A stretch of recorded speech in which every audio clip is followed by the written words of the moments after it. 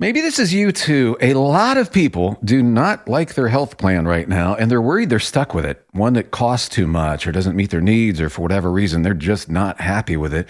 If that is you, some great news. There really is another choice. It's called MediShare, and it's such a great option, especially if you're self-employed, changing jobs, or part of the gig economy. Here's what you get when you switch to MediShare. First, huge savings. The typical family saves $500 a month. You also get a massive doctor network, or you can just use the doctor of your choice, or MediShare's free 24/7 telehealth option. And you get to be part of something you can believe in. MediShare is a community of Christians who share each other's healthcare bills. No wonder MediShare gets double the customer satisfaction ratings compared with typical health insurance. So no, you are not stuck. You've got a great alternative. Call now. 833-32-BIBLE. That's 833-32-BIBLE. 833-32-BIBLE. I am so grateful for that foundation because it was 2 years later that I went to be on the Walt Disney's Mickey Mouse Club, the revision, and my family couldn't go with me. I never went back home after the age of 12. I had guardians. My grandmother came, stayed with me. My mom came when she could, but I was really on my own. But I had a very strong relationship with God. I got immediately involved in a church. You know, I had structure around me that gave me the guidelines to keep me safe. It kept me out of trouble. I don't think there's too many child stars in the 70s and 80s that are not even here today. And that could have been me, except that I really believed God and I believed His word. Lisa Whelchel is my guest today on CIA, Contagious Influencers of America. I'm David Sams. Of course, we all remember Lisa from her iconic TV role. She was on TV in this series for 9 seasons on NBC. I'm talking about Facts of Life, where she played Blair Warner. It's probably one of the most memorable roles in sitcom history. So she's going to be my guest today. Of course, before that, she was a Mouseketeer on the new Mickey Mouse show. You know, I think the most remarkable thing that I learned about Lisa during this entire interview was not the fact that she now is the host of MeTV's Collector's Call, not the fact that she was a finalist, and as a matter of fact, she made it all the way to the Tribal Council, and I think she won $100,000 on the 25th season of Survivor. No, that's great. And of course, I learned all kinds of things about her personal life, and boy, did she go into detail about her personal life and about the incredible journey that she has been on over the past few years. She talks about her, her marriage to her former husband, Stephen, who was her pastor. They were married for some 24 years, and then she talks about her relationship with her husband, Pete, and the fact that they actually live both in L.A. and they're bi-coastal. I don't know if you call Nashville bi-coastal, but they live together in 2 different places. So whatever you call that. But now, those are all wonderful things. But here's what I found out about Lisa that just blew my mind. You can actually hire her as your life coach. That's right. She is life coaching now. So you can call up Lisa and she can be your certified life coach. Now, when I first heard that, when my staff told me that, going into this interview, I'm going, seriously? Because, it seems like everybody's a life coach now. But I'm telling you right now, after I came out of this interview with her, I'm like, man, I want to hire her. She's just amazing. So let's get right to the interview that I recently did with Lisa Whelchel.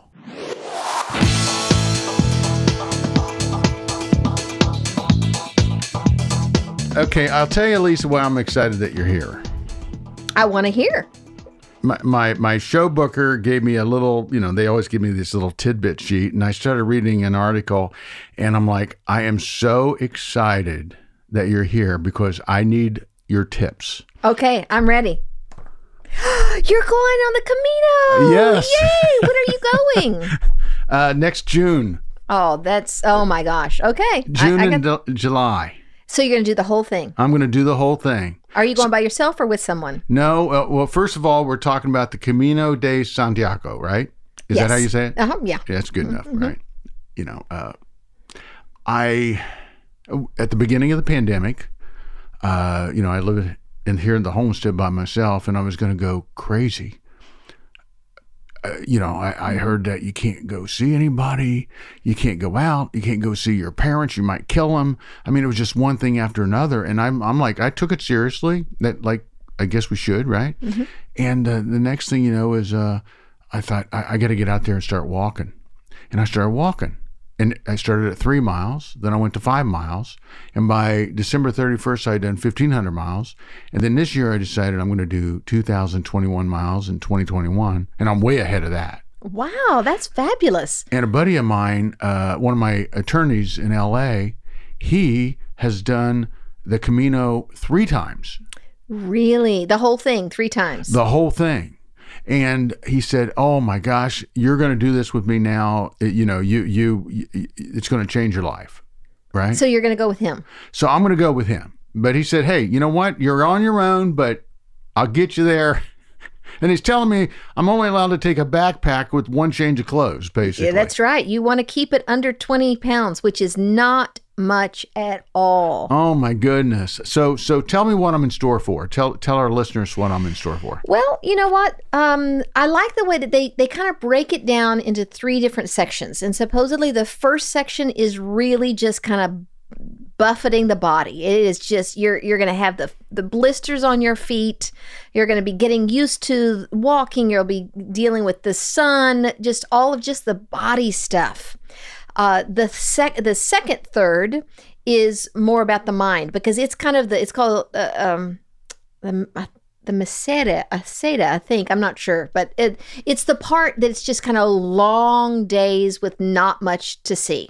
So it's like a walking meditation. Your mind is going to go crazy until it starts slowing down and subsiding. And then you will have a clarity of mind, which then ushers in the last third, which is about the spirit. And so that is when kind of you've just been walking this out and walking it through. It's cleared the air. It's made room for spaciousness and openness, which is where we can hear the spirit more clearly. So you start in France. Yes. And end up on the other side of Spain. You can end up, you can even go another day to the very edge. We're doing that. Yeah, I recommend that. He said we're absolutely doing that. And he's got this all figured out so that we're going to end up with, we're going to go do the running with the bulls. Oh, really? Are you kidding? Oh my goodness. You were just packing it all in. Well, it's going to be helpful that you're going with somebody who's done this before. And so they'll be able to give you more tips and tricks. I've only done it once. Now, why did you do it? I did it in 2016.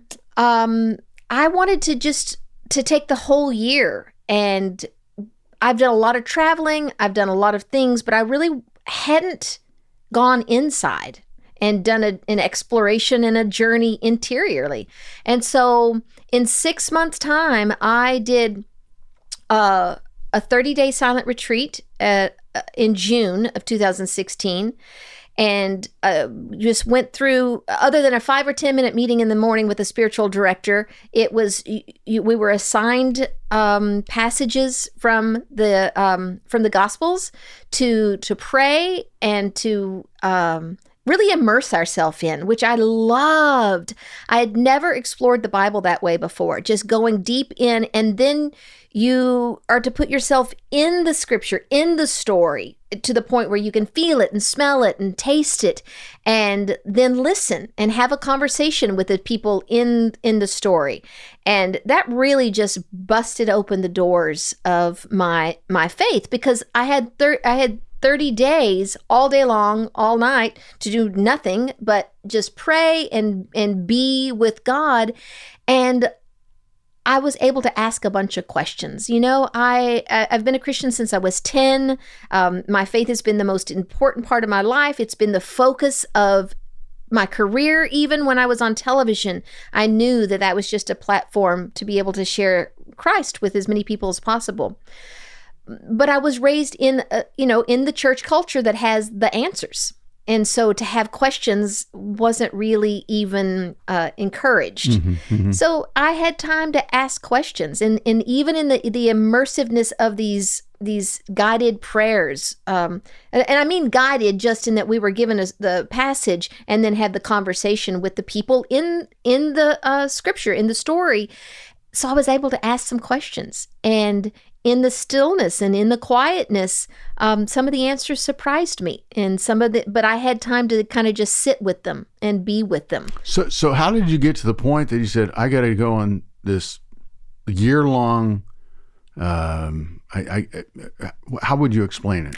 I would say it was an interior journey, or an interior exploration, you know. And what drove you to that? There were quite a few things. In 2011 or 12, I can't even remember because it took a while. But after 23 years of marriage, I went through a divorce. I had 3 kids 3 years in a row in 90, 91, and 92. And so they were going off to college. So I was experiencing the empty nest. Right after my divorce, I did the unwise thing. I do not recommend this. Our divorce was final in the first week of March, and then a week later, I was on an island in the Philippines doing Survivor. Not in the best frame of mind to be stripped of everything and then have it filmed on television, but it really did. It broke me open in a lot of ways, taught me a lot of things. And then I went back to California. I'd been in Texas. I went back to California to start over, reinvent myself. I left show business when I got married and had kids to raise them. Hadn't really done anything since. So I thought, well, I got to, make a living. I know how to act. Let's just see if I can do that again. So I did a couple of movies and a couple of other, got some work and realized I wasn't up for that anymore, that ride. It was different, for one thing. A lot had changed in the 25 years since I had left, 30 years. And I was at an age where, producers were saying, well, we want somebody younger and fitter. And it's just like, oh my goodness, I'm just not, I don't want to spend the rest of my life on a diet and being rejected because I look my age. And so then I was trying to figure out what I want to do and who I want to be. And I knew that the answer was going to be in the stillness and in the silence and in the quiet. I'd read enough books. I'd listened to enough preachers. I knew the answers that were out there. I didn't know the answers that were specifically very personally for me. And that would require being quiet and listening. And so then I set up the 30-day silent retreat. I'd done some other silent retreats, nothing that long. Where do you find a 30-day silent retreat? It was at the Jesuit Retreat Center in Northern California is the one that I did. And it was a beautiful setting. Just had some lovely trails to walk and to pray and to find places under a tree to just be and sit. And so it was a lovely experience. I'm an introvert, so it's not like it was that hard. The pandemic wasn't that hard on me. But you don't get to take your phone and... No computer, no phone, no. None of that. I don't know if I could do that. Yeah, that part was hard because my kids were all going through things. They don't pause their life, and I wasn't able to be there and be a part of it. And that was difficult. Now, on the Camino, am I going to want to take my phone and be connected to the world or disconnect? You know what? That's up to you. I wanted this to be kind of more of a 38, 35, whatever day walking meditation. So I didn't want any of that. And I didn't want to listen to music. I didn't want any of that. But I will say that there were times that music was an addition. And there were times, certainly you meet people at night. It's not like I was not talking to anybody. And as it turned out, I met someone the very first night who was from Denmark, who was a therapist. And so we actually started walking together for the first part of it. And it was really perfect because it was kind of like just talking out what was coming up as we were walking. So you got free therapy for a month. Totally. Yes, absolutely. It was really perfect because it had already been set up with this 30 days of silence. And so it turned out to be not what I had anticipated, but exactly what I needed. Because, we are wounded in the context of a relationship. We can really only be healed in the context of the relationship. So I love the idea of going away and isolating and being alone and listening to God. But a lot of times, we are the body of Christ. We hear from God through the body of Christ a lot. So you did the 30 days of silence, then you did the Camino for another 30 or 40 days, right? So you're 60, 70 days into this. What happened? Well, there was a middle portion there that you may edit out of the conversation. No, I'm sure that this is the best part. Well, so go for not it. necessarily, but I will say this: I prepared for it, in that I kind of envisioned that the first 30 days really was going to be walking with Jesus, where he walked, how he walked, when he walked through the Gospels. The second part of my journey was the representation of when Jesus, went down and confronted the gates of hell. And I went to Peru and I did an ayahuasca journey, which is the plant medicine that really does break down the ego structures that we've built to protect ourselves. And, ego structures that we build to protect ourselves are brilliant when we're children. But you get to a certain age, they become confining. They begin to smother you and make your life smaller. And yet they're really, really scary to give up because you feel like it's a threat to your life. And I'd done enough therapy, enough talk therapy, read enough books that if I was going to get to my demons that were at the very core of me, I would have had been able to get to them already. And there were just some areas of my life, of my own trauma, my own fears that were so walled in and fortressed to protect myself. But our shadow will come back and bite us if we don't face them and look at them and deal with them. And I'll have to say, I was most afraid as a Christian and as a very public Christian, I was a little concerned that if I don't actually face my fears and shadow side and demons, that it would come out backwards and I would be just another Christian that proves to be human, which there's nothing wrong with that. It's just, unfortunately, our humanity, especially if you've been on a platform as a Christian, it can hurt a lot of other people more than just yourself. And so I really wanted to. I needed help. And so this. It's. I know it's controversial, but it's a plant. I simply drank some tea from two plants that were put together. Did you bring any with you? I did not. And it was a horrible experience. I don't even know that I would even recommend it. I think you have to really, be desperate to be, I wanted to be purified by the refining fire. What happened? Well, oh man, I felt like I faced hell. I mean, there really was the first night, the first kind of experience. I went between sweating and feeling like there was fire all around me to actually shivering and there weren't enough blankets around to keep me warm. I mean, it was a very visceral experience of this plant medicine running through my body. And yet, and I wanted to have one of those, experiences that people talk about. Oh, I was all experiencing bliss and on the clouds and I encountered the angel. No, did not have that experience except for one. I did 4 of the sessions, and one of them, the third one, I'll say the first one was just this coming in contact with, it was not something that was conceptual. It was all heat, cold, nausea, just there weren't words to it. The second one, I dealt with a lot of guilt. The second one, I had conversations with people that, just being really honest and kind of in my interior world, a lot of guilt came up. And so I just kind of had the conversations with the people that I was asking their forgiveness and just acknowledging. And then there were a lot of people I needed to forgive. I am one of those people who experienced sexual abuse in the church. I've experienced sexual abuse in psychotherapy. I experienced sexual abuse at this session, in this ceremony, by a quote unquote spiritual teacher when I was under the influence. So I don't know what it is, but it's something that I've had to really wrestle through. And that's probably why there's such an reinforcement in my psyche.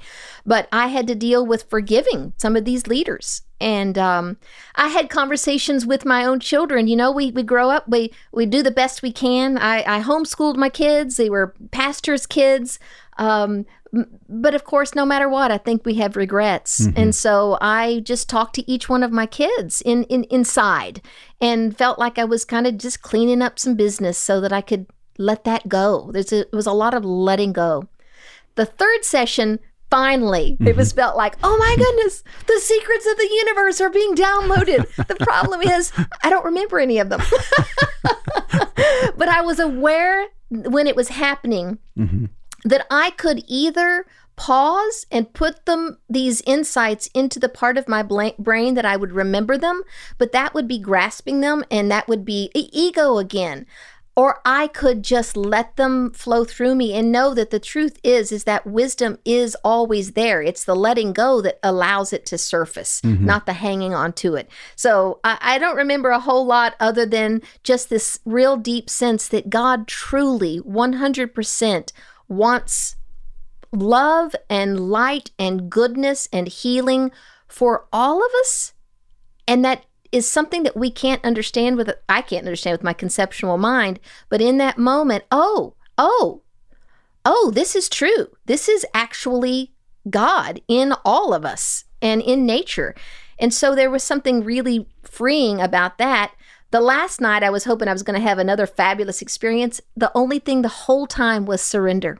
It was, something would come up I'd want to remember, and I'd have to surrender it. I would want to get up, and I would be overcome with nausea, and I would have to surrender. It was simply an all night of all the different ways that I would want to stand in my own strength and instead surrender and let go. And so that was the experience 2 weeks before I walked the Camino. Now, was this 4 days in a row? This was 4 out of 6 days. And did you do this with anyone? Or You know what? I have one of the best friends in the whole wide world. She happens to be my hairdresser. She's done my hair for over 35 years. And she went with me. She didn't drink the tea. She just didn't want me over there by myself with this kind of experience. And man, I can't thank her enough, because it was a she's the one, harrowing experience just inside. I cried a lot. She's the one that made sure that you didn't end up in a prison in Peru, right? Yeah, exactly. Yeah. And then walked on the Camino. And it was a whole nother experience that I really hadn't anticipated that it would turn out that way. I thought I'd be alone again, but it kind of, and I thought it was going to be the walking out of my faith, when, the resurrection part of the trilogy of this interior journey. And it really did. It turned out to be that on this journey, I can say I learned to recognize the Spirit of God speaking to me enough that I could trust it and then actually follow it. And I think before that, I had looked outside myself for that wisdom and direction. I'd looked in the Bible. I had looked at church. I'd looked in books. I'd looked in mentors. But I think I was too afraid to believe that it could come, that God could speak to me in my heart in a very personal way. And I learned to really trust it, and to trust that even if I feel like I've misspoken or I have not heard correctly, that I can rest that God's bigger than that as well, and that maybe it wasn't wrong. Maybe it was that detour that I needed or somebody else needed. So you became a Christian at 10. How would you walk your Christian life differently if you knew what you knew then? I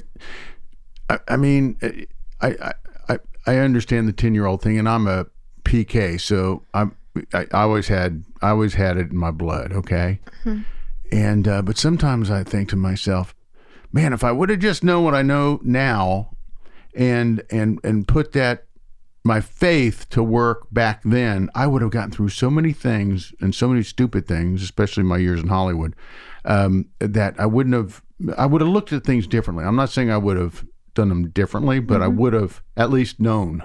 Yeah, that's a Right? great question. I love that question. I hadn't really even thought about it because my faith has changed and transformed quite a bit over especially the last 15 years.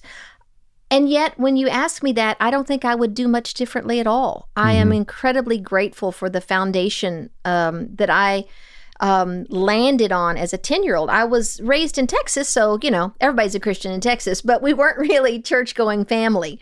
And yet, when I was 10, I had a girlfriend spending the night with me on a Saturday night. We were talking about it'd be kind of fun to get dressed up and go somewhere. Not a lot of places you can go as a kid. And she suggested, well, let's go down to that church at the end of your street. We can get dressed up and go there. So it just sounded like an adventure. So the next morning, we put our dresses on, hopped on our bikes, and rode down to the church.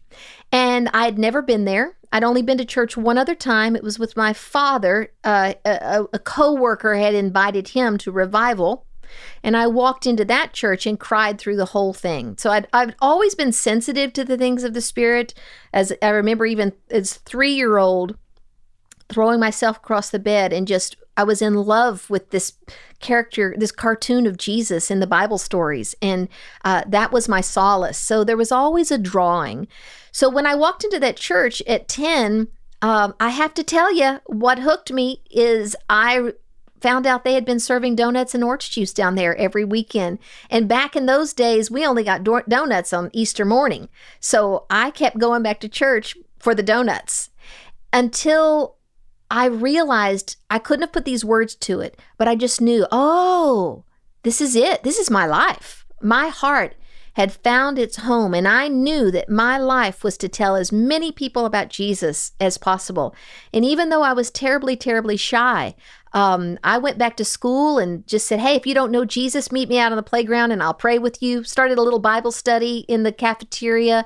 So that foundation not only gave me this I didn't have a very involved father, so my Heavenly Father was a very practical parent to me. I knew God loved me and I trusted Him. So everything I learned in church, I obeyed because I felt that this was in my best interest. And so I am so grateful for that foundation because it was 2 years later that I went to be on the Walt Disney's Mickey Mouse Club, the revision, and my family couldn't go with me. So I never went back home after the age of 12. I had guardians. My grandmother came, stayed with me. My mom came when she could, but I was really on my own. But I had a very strong relationship with God.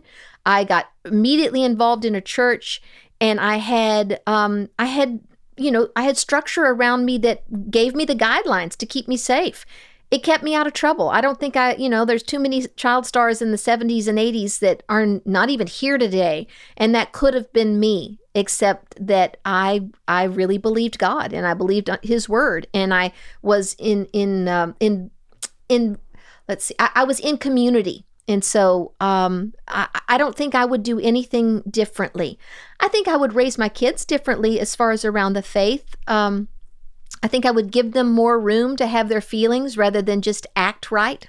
I think I would give them more room to express quote unquote ungodly emotions and then actually maybe have the teachable moment afterwards, but an accepting of their humanity rather than a cutting off of their humanity.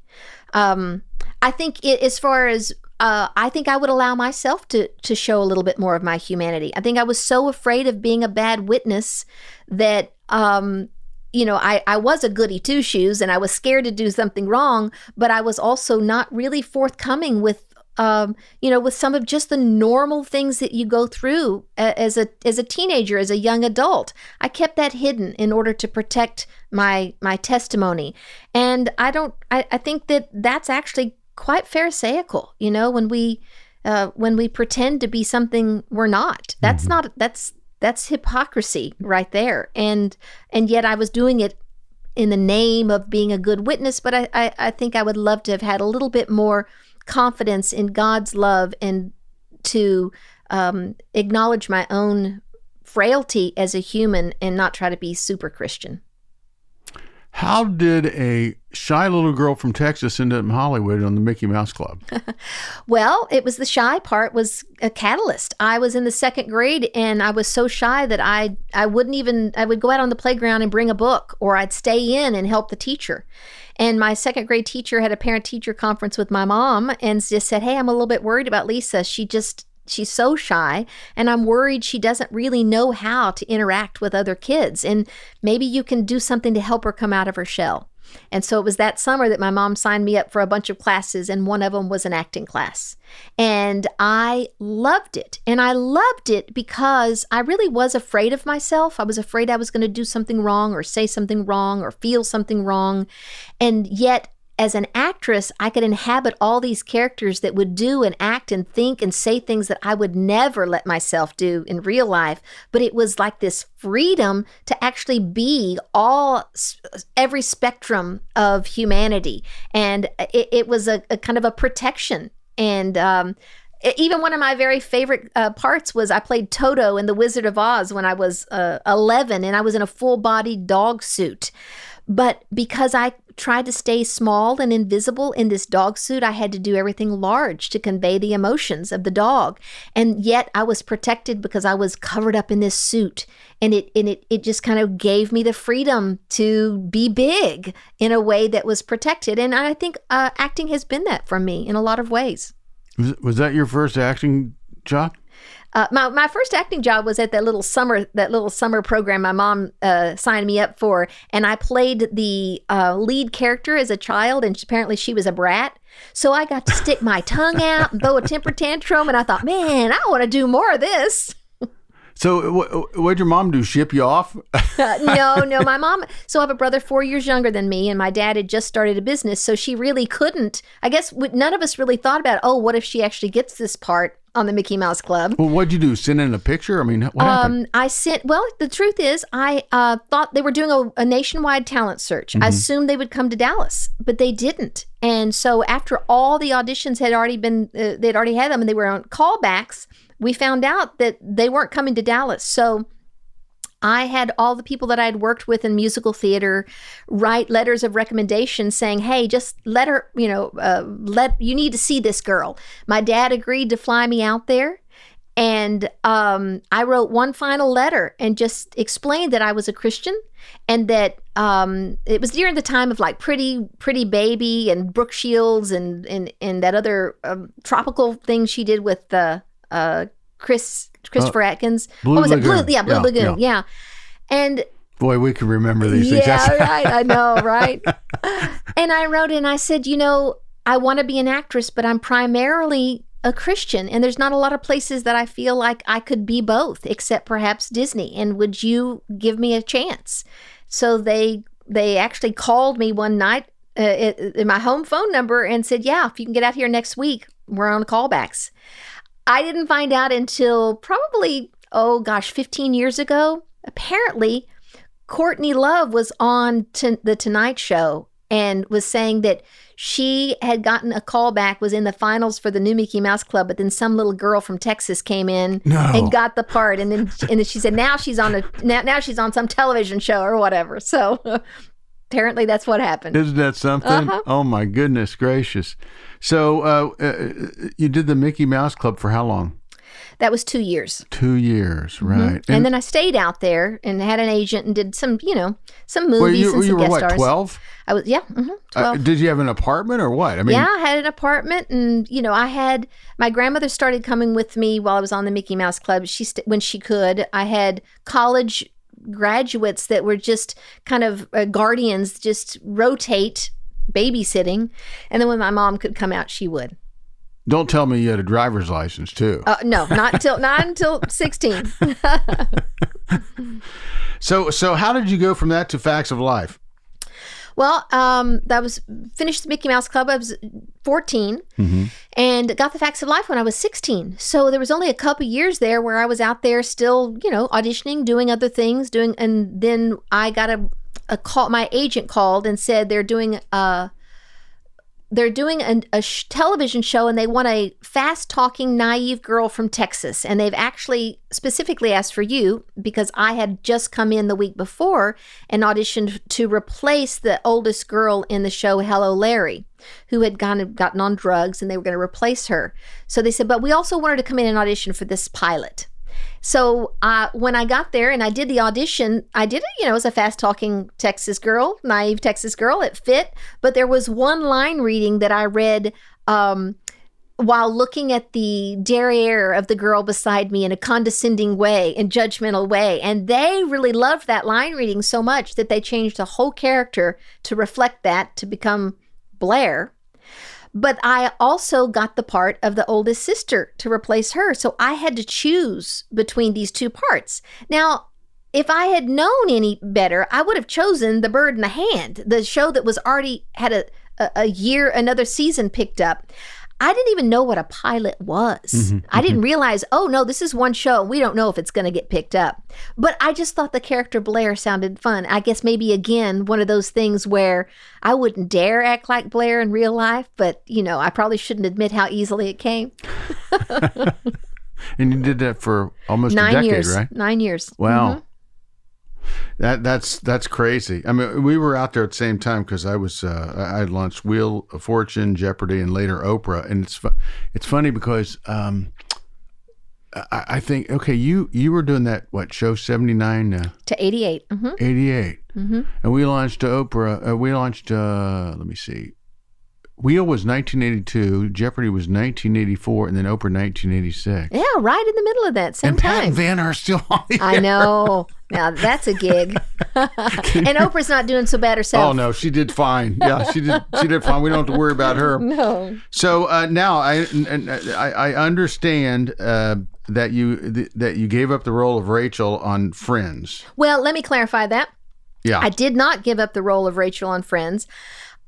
They filmed the pilot for Friends, and they had cast someone else as Rachel. Yeah. They wanted to replace that actress, and so they asked me if I would come in to take a meeting to possibly replace for the role of Rachel.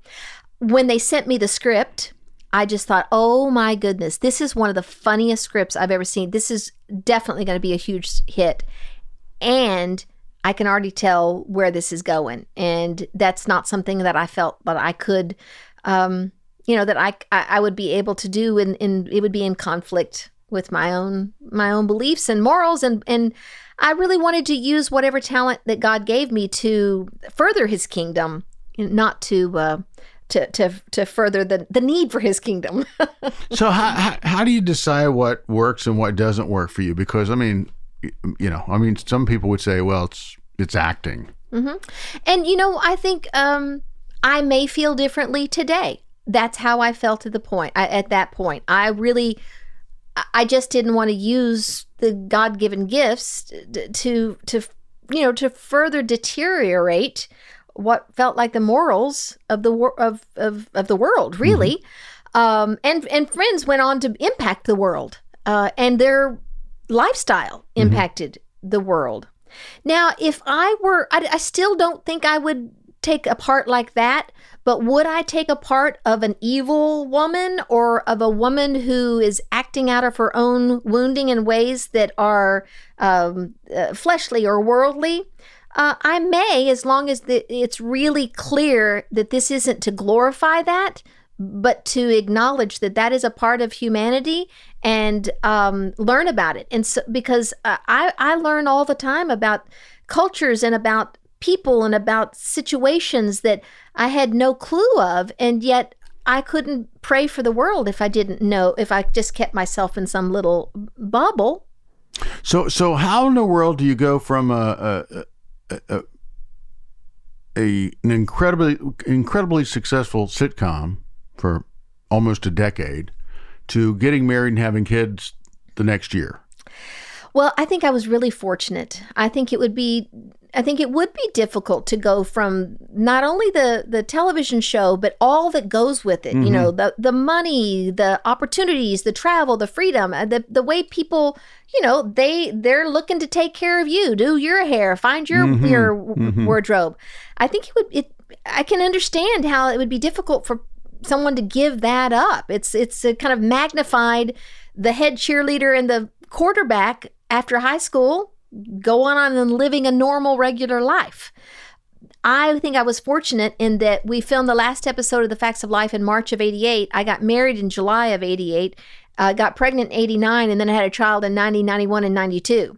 So not only was I really busy, but I was really busy with some really, really happy and wonderful events in my life that were even more wonderful than the season I had just come out of on television. I mean, to just cut off the acting thing, I mean, just literally just cut it off.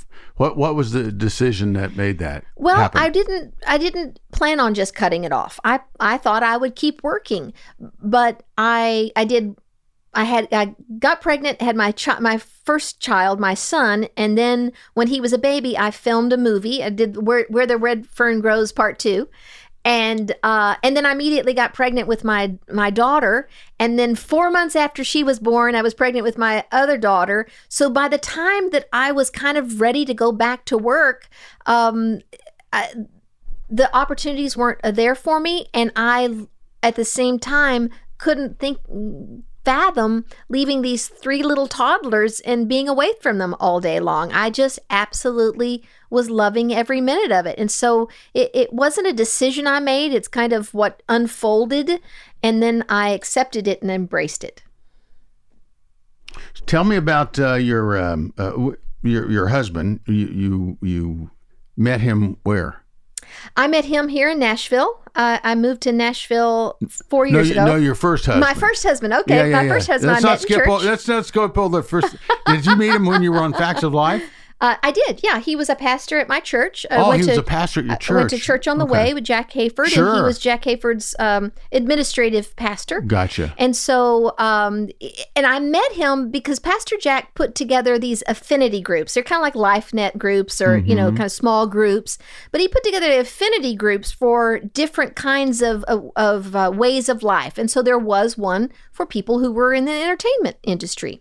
So there were some really, big name people in this small group, but I was still very, very shy. I could be outgoing on stage, but you put me in a small group or certainly a big group, and I'm over in the corner somewhere by myself. I didn't even have phones back then. I just had to I usually had a book in my hand or in my purse. But my first husband, Steve, was the pastor in charge of that group with another, an older woman who was a pastor. And he noticed that it was obvious that I loved being there, but I just didn't say anything. And I was just really, really scared and shy. So he was also shy, but he figured, well, I can help her. She feels, it's obvious she feels a little bit uncomfortable and awkward. I can help her. So he kind of befriended me in order for me not to feel so alone. And we were really great friends for 2 years. I had a boyfriend at the time. I wasn't, attracted to him in that way. But about 2 years into it, I will have to say that I was in a revival meeting at church, and I felt the presence of the Lord. And I know enough to pay attention when I feel that in my body. And so I said, okay, God, I'm listening. And I really felt like this came to my mind. Would you ever consider marrying Steve Cobble? And it was just like, no, this isn't God. Go away. Whoever you are, whatever. Go away. No. But that evening we were going out to dinner, and that evening out of the blue, he said, would you ever consider marrying me? Whoa, what? Yes. And I was like, oh, wow. Well, funny you should mention that. So it was like I had this conflict. It's like, I kind of always thought I'd, feel like kissing the guy I was going to marry. And that was not there. So he wasn't your type? No, he was not my type. And he was a lot older. Right. And I had a boyfriend. Okay. And so I always said, okay, well, obviously, we should pray about this. Well, he made the mistake of telling Pastor Jack that we were praying about this. Pastor Jack just jumped to, okay, they're getting engaged. If God said it, it's happening. And announced at an event that was not in our city, but Steve traveled with him. Steve Cobble is engaged to be married to Lisa Whelchel. So Steve calls me up on the phone. He says, you may want to talk to your parents before they hear through the grapevine that apparently we are engaged. It's like, what? No. And so I had this big crisis of faith at that point. Oh, my gosh. Actually came here to Nashville because one of my best friends lived here. She still does, still one of my best friends. And I just I bought a book from Lifeway Bookstore on finding the will of God for your life. And I just kind of hold away to just go, okay, God, was this you? Is this you? Are you just some capricious being up there manipulating our lives for, your sick entertainment? What's going on here? And I got to the point where I just, I trust that God is not messing with me. Mm-hmm. And, I don't know how I feel about arranged marriages, but I felt like God arranged my marriage and I was going to trust. And I don't regret it. We were married 23 years. So very real reason that we got divorced, but there was also some very good reasons that we were together and had our children and raised our children, and we are still very close friends. My husband now and I are flying back to LA in 2 days. My first husband just texted me this morning, hey, what time are y'all arriving? Can I come pick y'all up at the airport? So, there's the old adage, God works in mysterious ways, and it's really kind of hard to figure out. We don't even try to understand the mind of God. Well, that's the best way to look at it. I'm going to Aruba in a couple weeks. That's my other hangout. And the first week that I'm there, I'll be there with my 2 daughters, my ex-wife, and her husband. Love it. So, yes. And it's a blessing when it can be that way. It can't always be that way, but it's nice when it can. Yeah. So let's talk about the post the first marriage. You were married for 23 years. 23 years. Okay. And so, how old were your kids when you got a divorce? They were all, 2 of them were in college. One was a senior in high school. And I think part of that was that I actually kind of knew that this was probably, I found out some things early on in our marriage, but I had 3 kids under the age of 3 at the time. And it was just like, okay, well, what am I going to do with this information? I'm not going to leave the marriage. I don't want to leave the marriage. I will stay, and I will stay for the kids, and I will stay for, out of obedience to God and commitment, the commitment that I made. I also didn't want to tarnish my testimony again. That was all a recurring theme. And I think when my kids were in high school, all 3 of them, there was just this kind of voice that bubbled up. Well, you said you were staying for the kids. Now, why are you staying? And so I had a conversation with my husband and just said, hey, if we don't work through these issues, I don't think we're going to make it. And we tried for 5 years, and they were not issues that could be worked through. So, I run into this all the time where women are staying in a marriage because they have kids who are in school or young kids. Or would you recommend that? Or would you recommend just facing the reality and... Well, I would not even dare to answer that question so globally. It's. Well, if you had to do it all over again, would you have done it the way you did it? That's a good question. I will say that initial rupture early on in the marriage, I didn't think I would ever feel close to him again or even want to be. And so I would say it took a couple of years. And there really was a kind of a rebirthing of our marriage, not in a way that I had ever hoped for a marriage, but there was a rebirthing, and a lot of it had to do with it. He's a good man. He is a very good man, and he's kind. And we were great partners, and we were in ministry together, and we had these terrific kids, and that was enough. And I think I sublimated a lot of my desires through, I wrote a lot of books, and I was a homeschool mom, and so I didn't feel the void that was there where some of the the more intimacy was lacking in on every level. And so I'm grateful for that. I don't regret that. Would I do the same thing over again?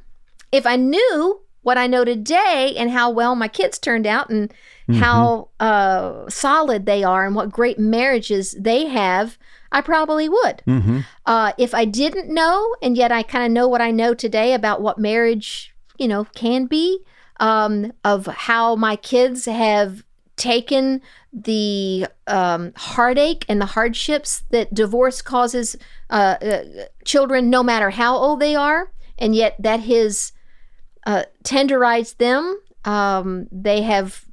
That's part of their message, is the wounds that have come from that. And then I probably, for myself, I probably would have left earlier, and I would have trusted that, God does use all things. And I think it probably would have been best for everybody involved, including him. But so it's hard to answer that. No, but that's a good observation, and I appreciate you, because I don't know what it is. I mean, I guess I'm a single guy, so I know a lot of people who have gone through things, or they're still going through things, and it just seems like. And I interview a lot of people too, so I hear a lot of. It's like going on a thing with your therapist, Yes. In your case, your hairdresser. You hear a lot. Yes. And I'm a life coach now. That's actually what I do. Tell me about that. Well, that's my primary career right now. And so, yes, I hear a lot of stories, and I'm always picking up on things that apply to my own life, or telling them things that I'm going, ooh, you should pay attention to that, Lisa. So I hear what you're saying. Now, let's talk about this life coach thing, because, I hear that term bantered around all over the place. And I'm a certified life coach, and I'm a this, and I'm a that. I mean, and by the way, I know some of the most screwed up people who are life coaches. I mean, yes, yeah, and I know some screwed up radio show hosts too. Exactly, and I mean, but it's just crazy that this life coach thing has. So, first of all, what makes you a life coach? Why are you a life coach? And I mean, how do people find out about you? Yeah, that was all great questions. So, anybody can be a life coach. You're right. You can just decide, hey, I'm going to be a life coach, to hang up a shingle and, But how do you become a real life coach? Well, I went through a 1-year certification process. It was 5 months of in-person, experiential, just workshops and that's what I love. It's the particular certification I have is coactive. So it really, really aligns with my belief that as a coach, I'm not to tell somebody what to do or even give them advice.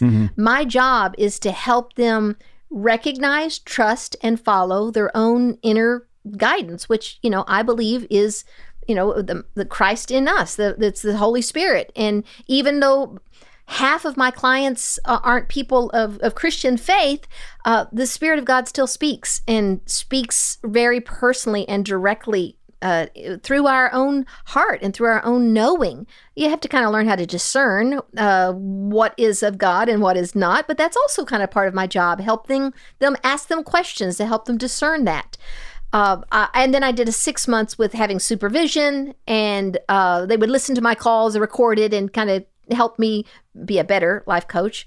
But then a lot of it has to do with just that I'm a voracious reader and learner, and I've been doing this for decades. And so I just have a lot of resources to pull from, to be in it with somebody, no matter what they're going through. And I'll have to say that I feel in over my head quite a bit of times. If I'm in way over my head and I'm afraid I'm going to, like the thing, if you jump in to save somebody who's drowning, if you don't know how to swim, even if you do know how to swim, you can drown both of them. If I'm feeling like I'm drowning, I have sent somebody to a therapist or another coach. So I am certainly not above doing that. But what I've noticed, though, is that if I really trust that God speaks to every single one of us, if we listen and believe it, then that's my job. And I think what I learned on the Camino about being able to trust my own intuition, just my own kind of whatever. I'll bring up something if it just comes up out of the blue. I'll say it, just because it's the most creative work I've ever done. I feel the most freedom. As an actress, I had a script. As a speaker, I had messages that they were from my heart, but I would say the same ones for a season at a time. This is all in the moment, just trusting what comes up and then following it and then being surprised of what unfolds. And then as far as where they find me, I have social media, Lisa Whelchel, but I also have an Instagram account that is Contigo Life Coach. And on that account, when I do post, I post a quote from a book that I'm either reading or have read, and I post a picture from my own life that kind of associates that reading, and then what I think about it, what I've learned from it.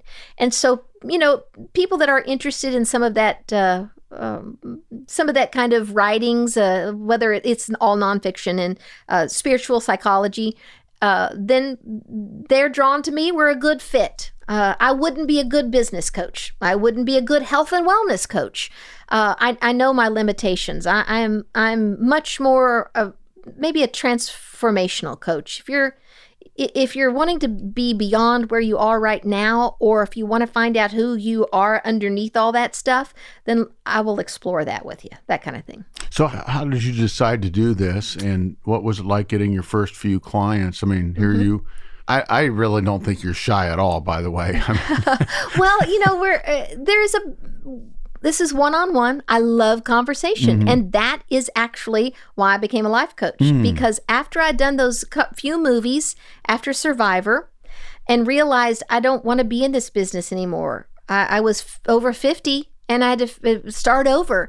And a friend of mine said, well, what do you love to do? And I said, well, I can't make a living what I love to do. I love to read books and I love to have deep conversations. And she said, well, I think you can. I think that's a life coach.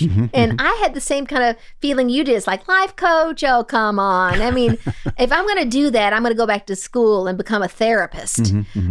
But you know what? I didn't have that much time in my life to go back to school and do that. So I thought, well, you know what? As long as I'm honest about my limitations and just simply be in it for the deeper conversations and even more importantly, the deeper listening, I'll give this a try. And I did the training and then fell in love with it. And I got my first clients because I did a daily blog about my trip, the Camino. And I posted that. And so people kind of followed me on the blog about the Camino, my Camino walk, which is still on my website, by the way.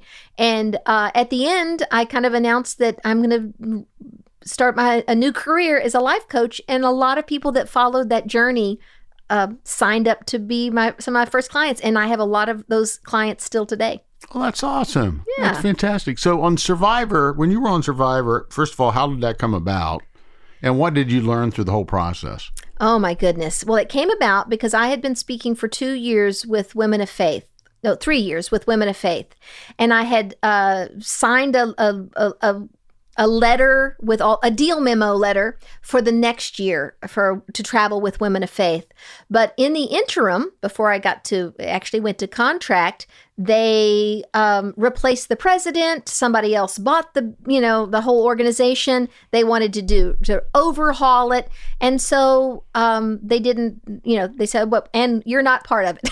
And so I had a whole year booked to speak with them, and it was the next year. Well, as you know, in speaking, it typically books out 6 months to a year. So I had all this time ahead of me that I didn't know what I was going to do with it. And the thought came to my mind, I had always loved the show Survivor. I'd watched every episode, and I always thought, oh, I'd love to be on that show. But I knew I never could be because, first of all, you have to go away for almost 2 months. And second of all, there's no planning it. You audition, and then you're on the island like a month later. Well, I never had 2 months free, or I had small kids. Well, my kids were grown, and I suddenly had the next indefinite amount of time free. So I decided to film a little audition video and put it on Twitter. And I, @replied Jeff Probst and CBS. And I said, hey, I want to be on Survivor. Give me a chance. This is my audition tape. And the casting director saw it and called me up and flew me out to California. I was in Texas at that point. And I auditioned for Survivor. And part of the audition, it's physical, but they also do a battery of psychological tests. And the psychologist on there told me, so if this proves it to you, I wasn't answering with this in mind. She said, we wouldn't typically put you on the show because it's obvious you're really shy. All of your answers, you're not going to speak up, and you're cautious, and you're not going to, make a big deal about stuff. And that doesn't make for good television. But since you're a celebrity, we'll go ahead, and you want to do this, we'll go ahead and put you on. And so, at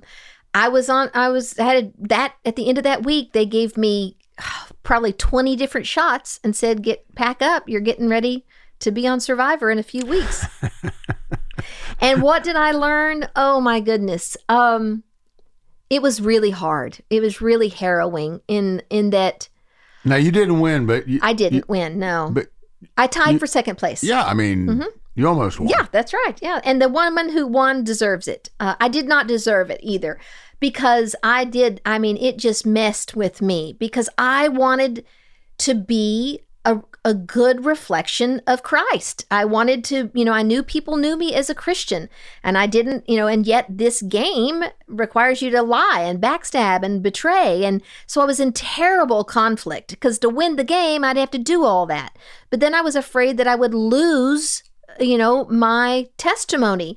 And so I was just it was very hard. I felt like I was drawn and quartered and split in two. Not to mention this was right after your divorce. Exactly. Right? So I was already just a basket case.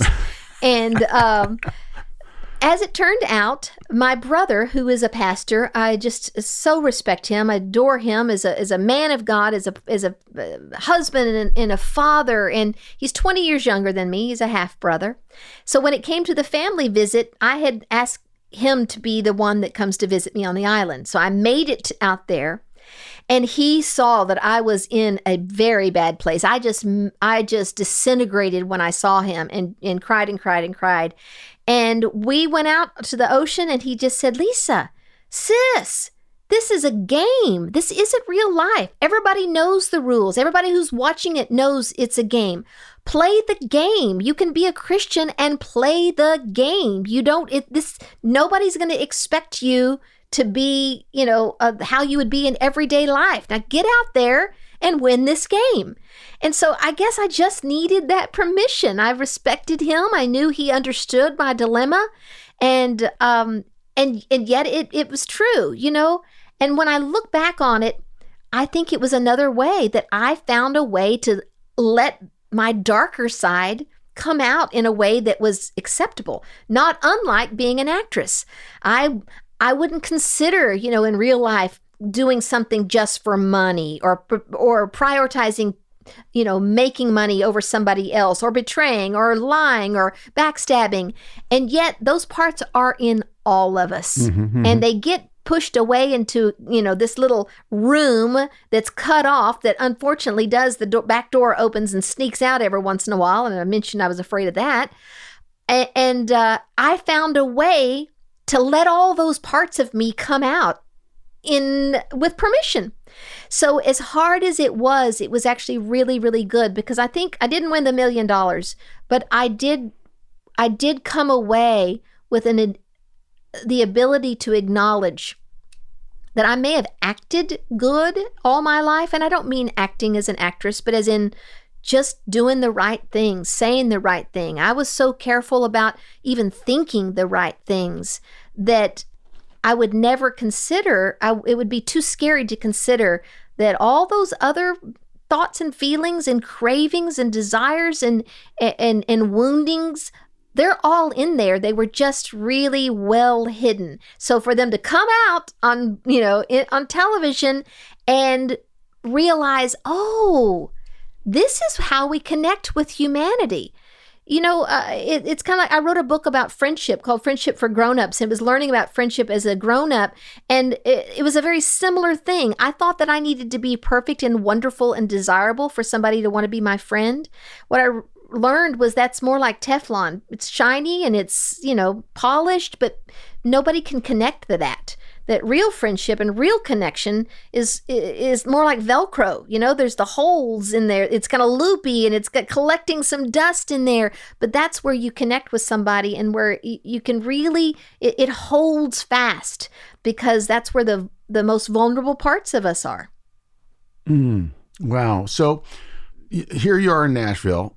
How'd you end up in Nashville? How'd you end up with a second chance with marriage number 2? Tell me about that love story. Yeah, well, it's also all comes back to the Camino again, really. We started there, yes, because this therapist that I met on the Camino, we only walked together for 3 weeks and then he went back to Denmark. But we had, we talked all day long, every day for 3 weeks, the deepest parts of our lives. And so it was an immersive relationship, and that I thought, wow, I would, now this is the kind of intimacy emotionally, mentally that I want to experience.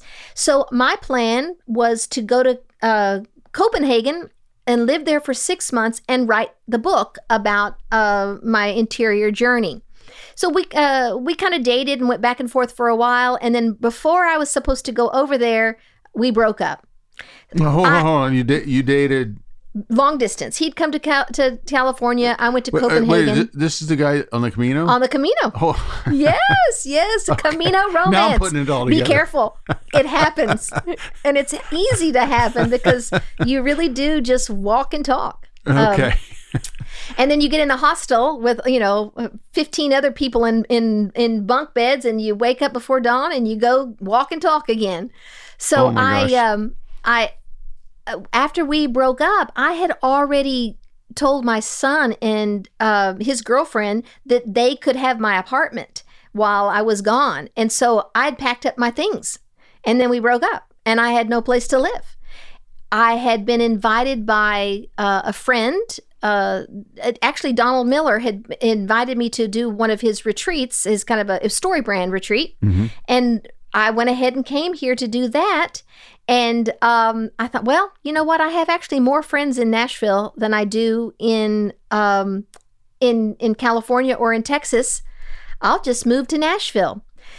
Also, after the Camino, after the breakup, I spent a month at Milestones, which is a treatment center right outside of Nashville. It's for treating trauma. It's like if somebody is in drugs and alcohol, they will go to a rehab to get cleaned out of that. But that just stops the behavior. It doesn't treat the trauma that prompted it.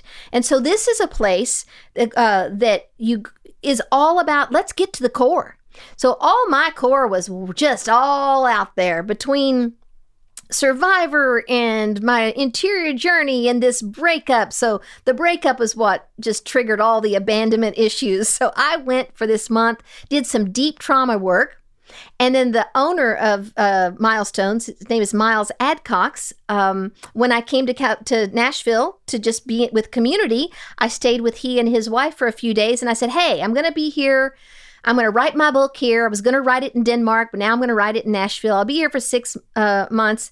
If you want to fix me up with somebody, I've never really dated. I was just never a dater, a serial monogamous. Then I got married. And so I said, I'll be here 6 months. I'm going to learn what dating is like. So he called, who is now my husband, that night, and he's a psychologist too. I do have a type, apparently. You really love this build-in therapy thing, don't you? I do. Save me a lot of money. And so he wasn't dating anybody at the time. So we started texting. No, but this is the guy that you went on the Camino with. No, this is the guy that Miles Adcox fixed me up with here in Nashville. He's also a psychologist. Gotcha. That was a therapist. He's a psychologist. So I upgraded. I got a degree in this one. Yeah, I got to keep the Yes. These guys straight. So go. Yes, go ahead. upgraded in a million ways. But we started texting, and I could tell right off the bat, oh my goodness, I like this guy. He was funny and deep, but not just navel gazing. He had a broader understanding of spirituality than I did. So I learned a lot from him. And this was all just from texting. And then we met, and the attraction just was not there. And I thought, oh no, not this again. But I just thought, I don't care. I want to be this guy's friend. I'm only going to be here 6 months. He kind of felt the same way. She's probably not going to be here for 6 months, but I still want to be her friend. And that's what we were going to do, just be friends. And then 4 years later, I'm still here. We're married. And I'm so thrilled. I really feel like one of the things in Peru is I've always been afraid to admit this to God. I've always said to God, I want my relationship with God to be bigger than anything else. I want to experience union with God in this lifetime more than I want anything else. And I had to actually dare to say to God, you know what? Before I die, I actually want to know what marriage was designed to be. I want to experience that. And not that it means I would want that more than my relationship with God, but I had not even dared to say I wanted anything more, not more than, but that I wanted something like I wanted to experience something before I experienced real union with God. And this has been an answer to my prayers. It's been wonderful. You really believe in second chances? Oh, 100%. I believe in second chances, and yet I don't believe the first chances were wrong. I believe I don't know. I'd even go so far as to say I don't believe there's very little that's looking back that we should judge as wrong. I think when Jesus says not to judge. One of the things I learned on my silent retreat, I was asking some questions of God, and it never dawned on me that in the story of creation, that it wasn't the disobedience, the eating of the apple that brought the division. It was the tree, eating from the tree of the knowledge of good and evil. That's what brought the separation. That's what brought sin into the world, because we were never supposed to judge between good or evil. That's always supposed to be God's job, not ours. And the minute we start saying something's good and something's bad is the minute we start playing God. And so I'm one to be really hesitant to call anything good, bad, God, evil, whatever, because I do believe that God, darkness and light are both in God and both used for his glory. So for somebody out there right now who's really that shy little girl or facing their fears, what do you recommend to them to get to the other side of that? Just do it? No, I would say the opposite. One of my favorite phrases, and the client I had right before this is I was walking through some acknowledging and feeling some of the things that she couldn't feel as a child. She wasn't ready for it. And so I was trying to walk with her to just open to it. And she got really, really scared and said, I can't do it. And I said, that's all right. I said, don't do it. Pay attention to that. Don't override it. Go only as fast as the slowest part of you is ready to go. And I believe that. I think that we can trust. I did a lot of just do it, a lot of overriding, a lot of pretending, a lot of, acting a way that I actually didn't feel because I felt like that I should. What would Jesus do? Okay, well, then I'll do that. And that kept me out of a lot of trouble. And I'm grateful for it. And there's blessing for it. But it's not authentic. And I never knew grace until I allowed myself to actually be fully human. And fully human is messy, and it's not a very good testimony a lot of times.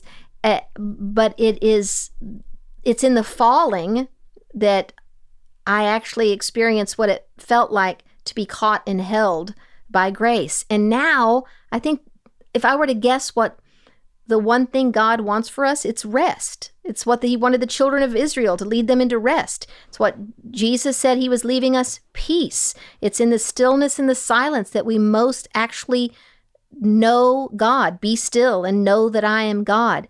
And we can't do that when we're working so hard and striving so hard. It's when we relax and rest and then we're caught and held that we can experience intimacy with God and being known and know God. So I would say just relax and be who you are and trust that you are loved and held every step along the way. Well, Lisa, it's been great having you. This has been fun. Well, thank you for having me. I feel like I have my own tour guide now on the Camino. Yes. Well, I hope you post on Instagram or whatever so I can follow your journey. I will. I'll do that. And I really appreciate the time. And do you live close to me here? I do, yeah. Right around the corner. Right around the corner, yes. Not very far at all. It's amazing, isn't it? Yeah. I'm surprised I haven't run into you down at Publix or the Lowe's or something. You know? Yeah. Well, I go to my local Publix, so it's not not right here. Well, thanks for stopping by the homestead. And, let's have a great year ahead. And next year, we are actually going to be dividing our time between LA and Nashville starting at the beginning of next year. I have a granddaughter and another one on the way. So it's a new season that's going to be opening for me too next year. Oh, that's fantastic. Yeah. That's fantastic. Well, thank you so much. Thank you.